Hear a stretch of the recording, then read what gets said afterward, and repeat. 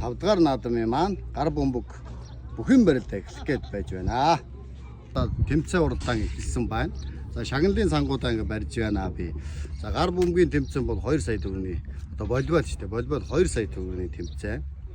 За бүхэн барилдаанд 500 мянга, бильярд бас 500 мянган төгрөг байгаа. За хүүхдийн гүйлт наадмууд болсон. За энэ жилийн одоо шагналын санаа ингэ барьсан зогсож байна. За энэ бол одоо ямар учиртай тэмцээн уралдаан болоод байна гэхээр одоо миний зүгээс одоо зохиож буй 5 дахь жилдээ зохиож буй ингээд ийм одоо ад жаргалтай гэр бүлүүдийн дунд одоо бий болдог тэмцээн байгаа. Одоо ээжтэйгээ, аавтайгаа, охинтойгоо, хүүтэйгээ ирээд ингээд хамтдаа ингээд хүүхд нь гүйдэг, уралддаг, хөвгүүн сайхан барилддаг, аав ээж хамтдаа одоо гар бөмбөг тоглоно.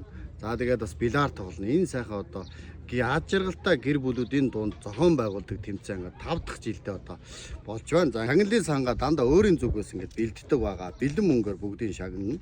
За энэ бол ямар нэгэн тийм компани юм байгаа биш. Зөвхөн өөрийн одоо сэтгэлээсээ ингэж ад жаргалтай гэр бүлүүдэд бэлэг барьж байгаа. Амьдралд нь бас чимэг нэмж байгаа ийм сайхан тэмцээн уралдаан зохиож байгаа билээ. За өнөөдрийн 5 дугаар наадмын маань гар бөмбөг бүхэн барилт эхлэх гээд байж байна.